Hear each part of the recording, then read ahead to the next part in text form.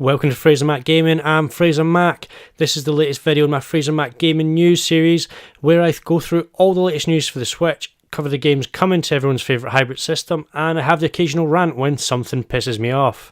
The Switch's success has been built on some stellar new first-party games, lots of ports, some third-party support, and of course, indie games. Indie devs have brought us a wide variety of awesome and original games with some real creativity, magical gameplay, and beautiful artwork. Recent months have been no different. They've been jam-packed with just great indie games. We're only a few days into July and some awesome indie games have already released.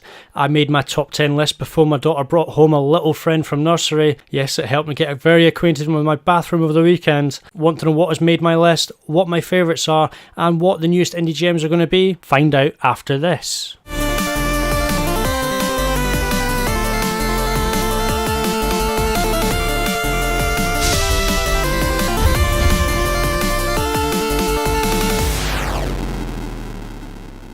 First up in July. Yes, Rumble has finally arrived on Switch. The super fun, crazy colourful and massive multiplayer adventure game is here. It's full of fun for up to 9 players online. It's jam-packed with over 140 single-player levels. You can play head-to-head locally with up to 4 friends. It's got an evolving colour-based landscape which keeps you on your toes.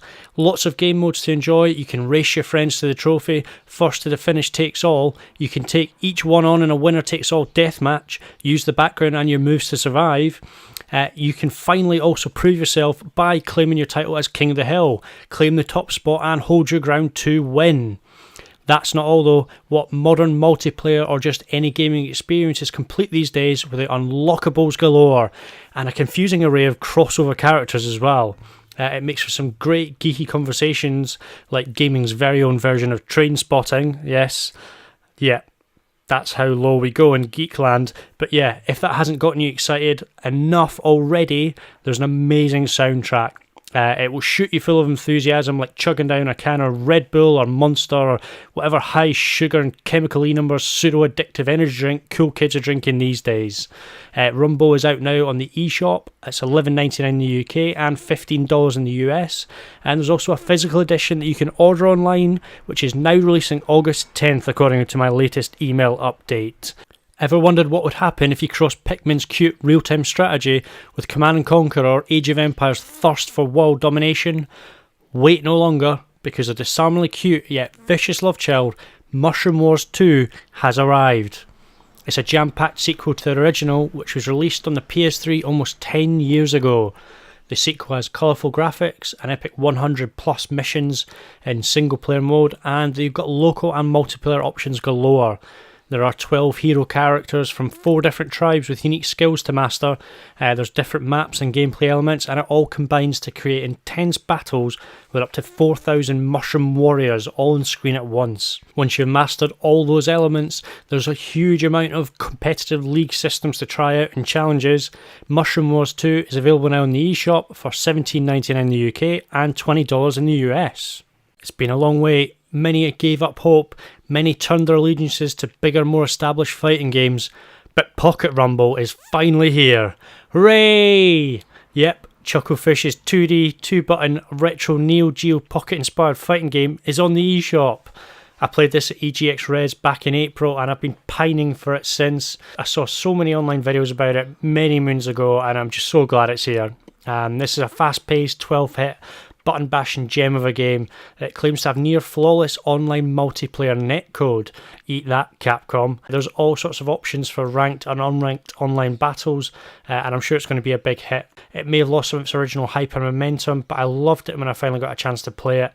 You too can enjoy it in all its charm and addictive gameplay now, as Pocket Rumble is available in the eShop for $6.99 in the UK or $10 in the US.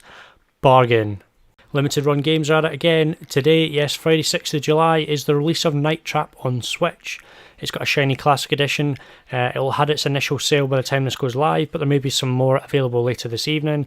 There's also the usual pre-order open till July the 20th. Night Trap is just one of many games benefiting from Nintendo's changing policy towards more adult content. Another game benefiting from it is The Wardrobe. It's a 90s inspired humorous 2D point and click adventure game which is definitely full of mature humour and non-PC themes. The artwork looks fantastic, it's hand-drawn. You play as a teen skeleton called Skinny, and you're on a mission to save your best friend's soul. It has 40 hand-illustrated locations, 70 characters, dozens of clever puzzles, and all kinds of objects to find. It's out today, and it's available for $12.74 in the US and $11.46 in the UK. Last month we had a cult classic action-adventure game arrive on Switch in Flashback. July is no different. Got another game from Delphine Software arriving July 9th, and it's Another World. It featured amazing graphics and storytelling for its time when it arrived on the Atari in 1991. It's been ported over to various systems since then. You play as a young scientist called Lester who's been transported to an alien world by an experiment gone wrong. It's got awesome platforming, tough as hell gameplay, and in line with most modern remasters, these difficulty options can be changed. You can choose between original graphics or modern HD graphics. Another World is available July 9th, $10 in the US, and UK prices are still to be confirmed. A game I'm really excited about this month is 20XX. It's a roguelike action platformer that is just a giant love letter to Mega Man, but with added extras. It's all the usual running, jumping and blasting your way through enemies and bosses.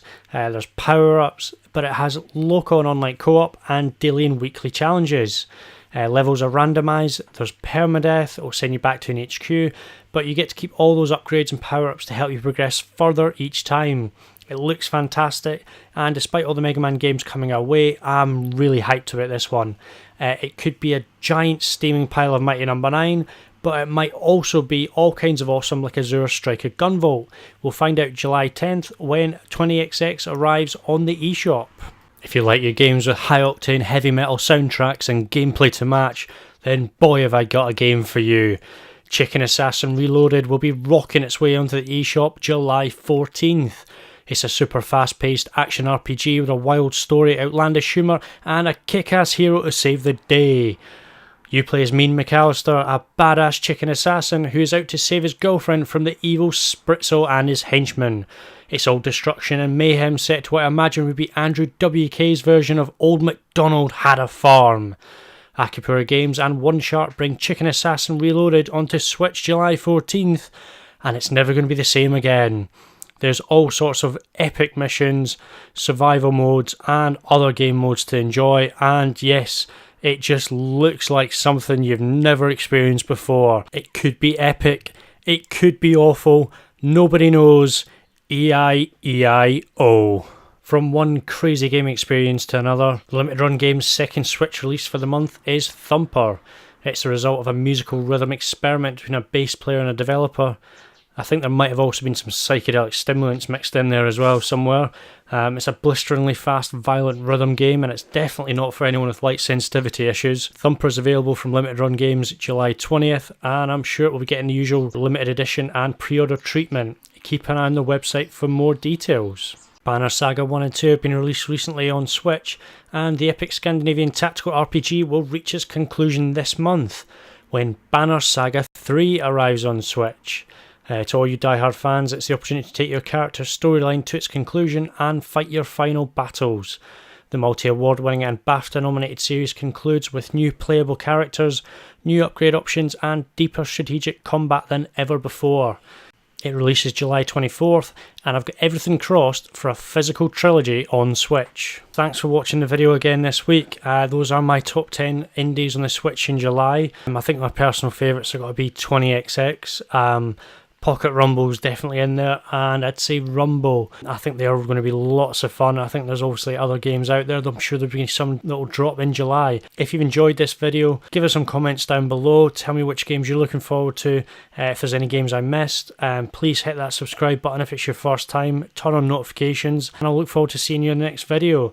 Check out all my social media. I'm on Instagram, Twitter, Facebook, and I'll see you next week.